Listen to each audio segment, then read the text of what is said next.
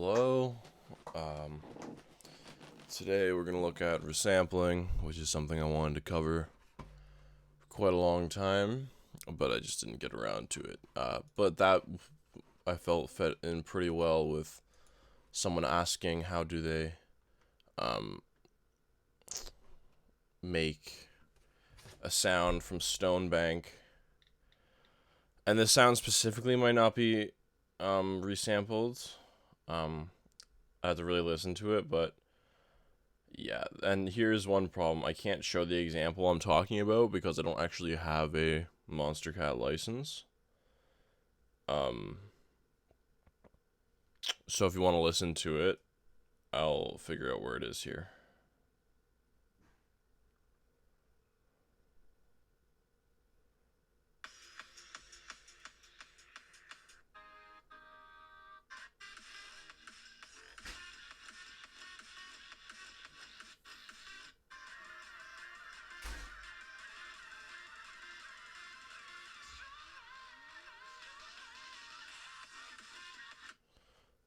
At like 345 of Stronger by Stonebank, that's where the sound is. It's the sound that pretty much takes up the entire um, drop.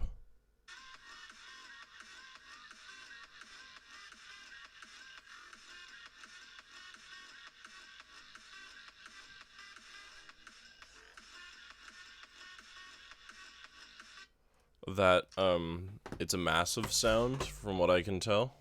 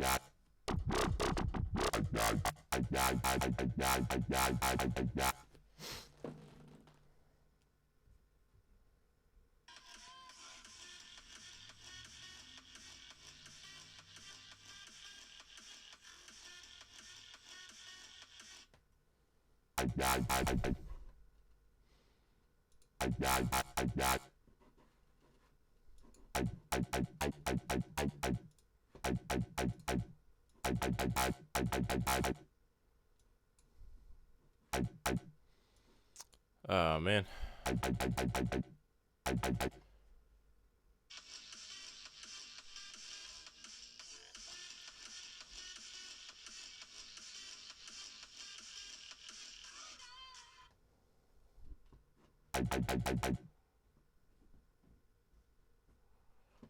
Okay, it sounds like a kind of a pattern like this. Nope, like this.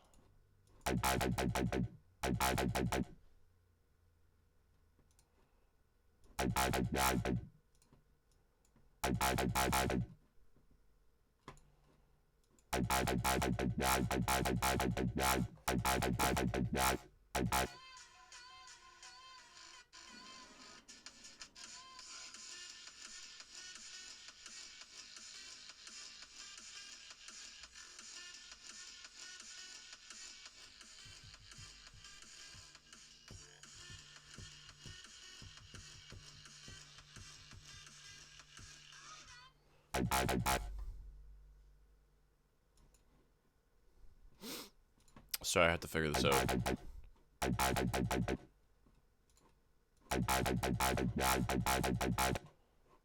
There's like, because there's a pattern to how the filter moves, basically, and I'm just trying to figure out what that pattern is right now. So I think it's like this.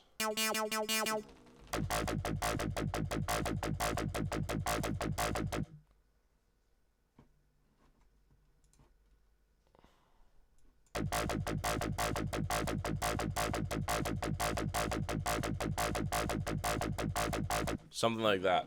So there's a filter that's moving like that in like a massive or something, or whatever he did.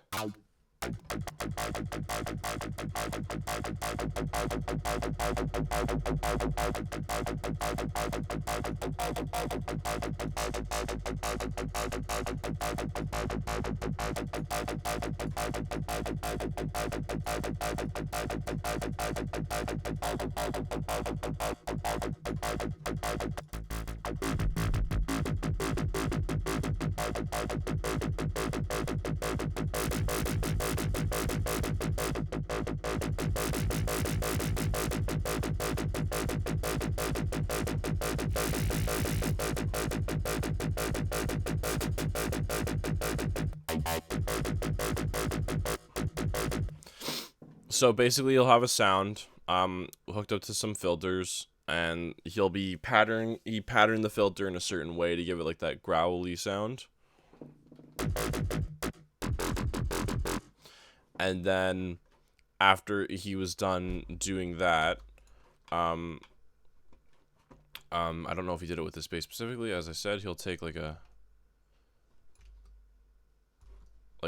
piece of that bass, basically like this, and then he'll put down. So to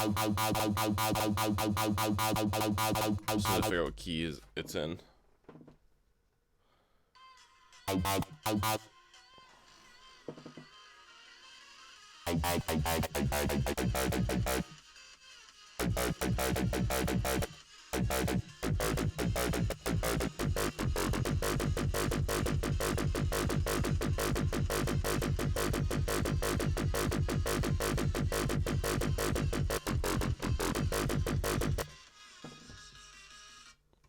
Pretty sure it's A flat or G sharp.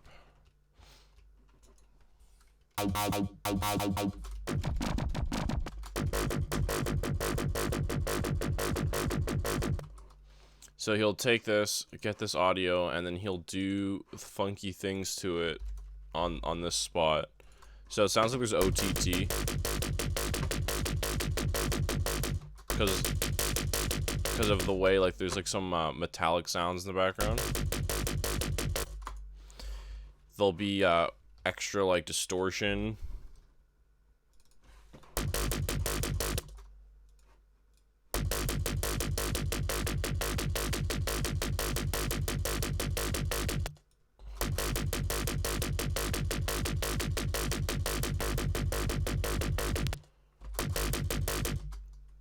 He does a lot of stuff to get those artifacts out of the sound.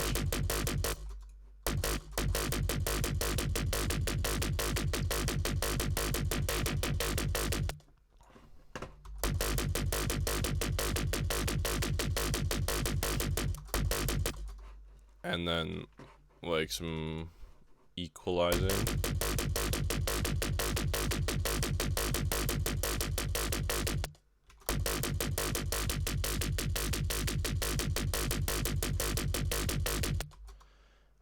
And then there's going to be a lot of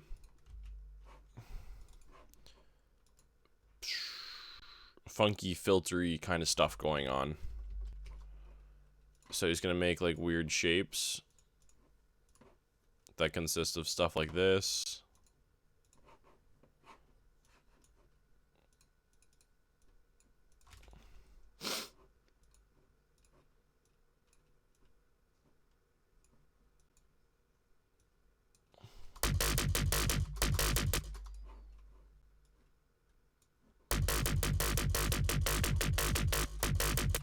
And then he's going to automate every frequency of the bands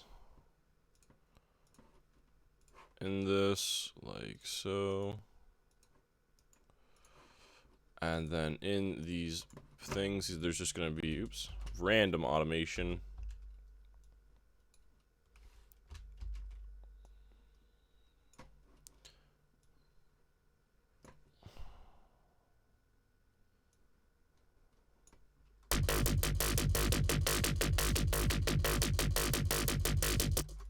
Maybe a bit extreme for the notches.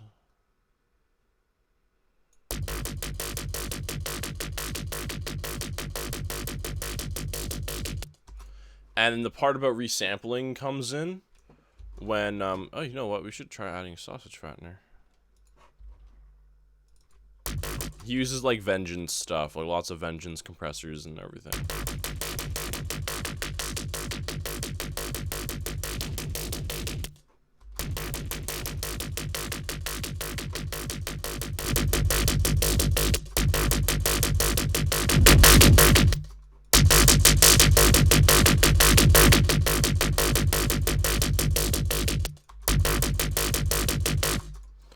So he'll do this, and then now that he's done, what he'll do is he'll, like, bounce it, basically. This is where the resampling part comes in. Not in place. In a new, like, track and stuff. So now he ends up with, like, the separate audio that just sounds the way this one did, without the effects. Right? So he'll do that, and then you'll basically take that and what the shit? Add that to the whatchamacallit, a sampler, like an actual sampler in Bitwig, or yeah, because he uses Bitwig. So then he'll like add this to a sampler like so, and then he'll play out a note. Or wait, no, not yet. That's step 3. I really wish it wouldn't auto monitor. Thanks. And so now what we're gonna do is go at this again with like compression and stuff. Basically do everything we just did again.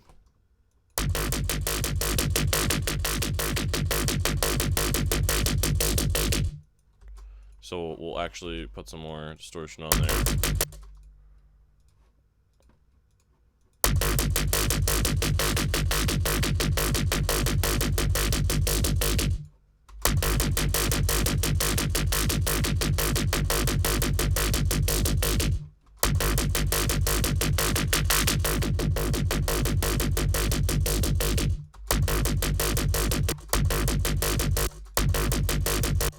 But the initial sound he would have used probably would have been 3 massives. I just wanted to use 1 because, like 3 massives is kind of a lot for this purpose. And, he usually uses 3 lots of, like, saw waves and dirty sounds that have lots of, like, artifacts and sound really, like, messy and bad when they're together, but, like, they work when they come out. So, in this resampling process now, what we're going to do is we're going to add, like, some EQs. I'm just going to use these because they're less CPU intensive and screen intensive. And then he uses Bitwig's built-in LFO mod. Basically on just like random kinds of LFOs that just aren't like ultra fast or anything. And then he'll make notches. And attach the LFO to a notch. Oops, what did I do? On the frequency, so it moves around. Similar to how we just made those, we did this with FabFilter basically a second ago. Yeah, now it's going to be done with LFOs again, just not as sharp.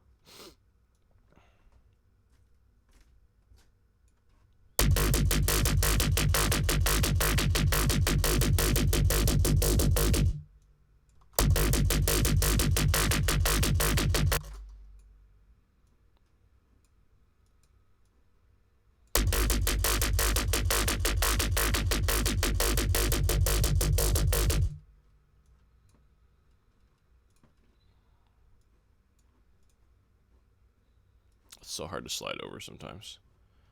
And then add this to this.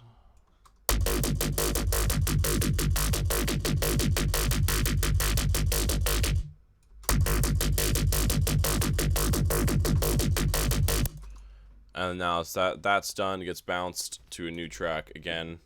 So now it looks a little different, but it'll sound the same as the processed. And this is where we really put this in the sampler at this point, and then now we make we remake this now. Put that there.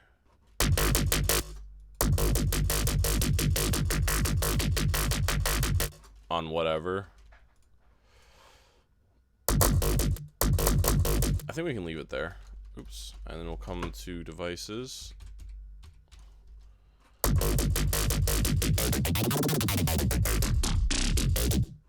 And now you can like pitch bend it.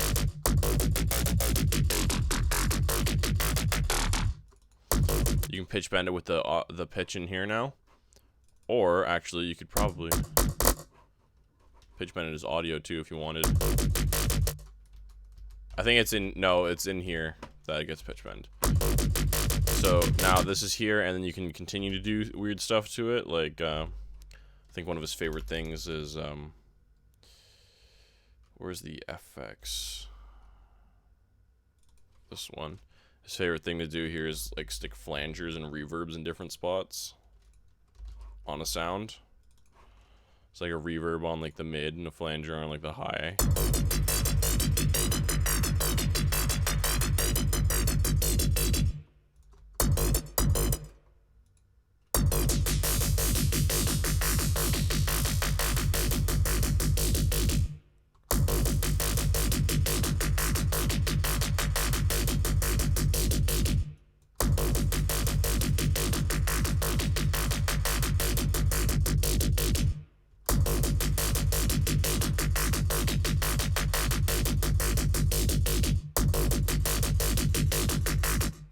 Something like that.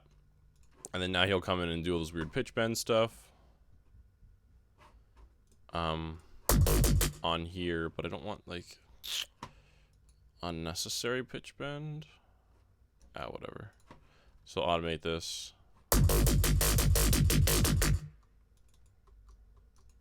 What are you doing? So the pitch transpose, like down some semitones or whatever.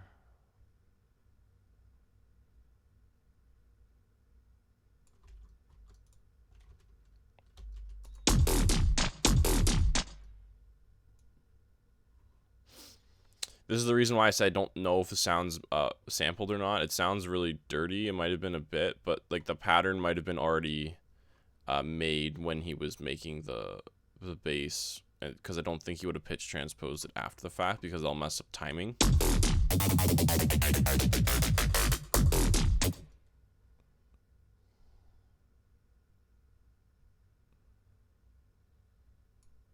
Why won't that go on 0? Like, I don't understand why it has to argue with my logic. Stop.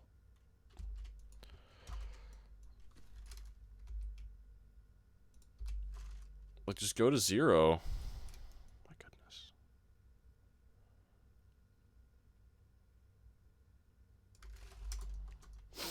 And then, I don't know, up. I think we're just gonna use this. Up some and then down. I really dislike how you have to drag to get the mouse to follow and like put down the automation. You can't just click like in Reason.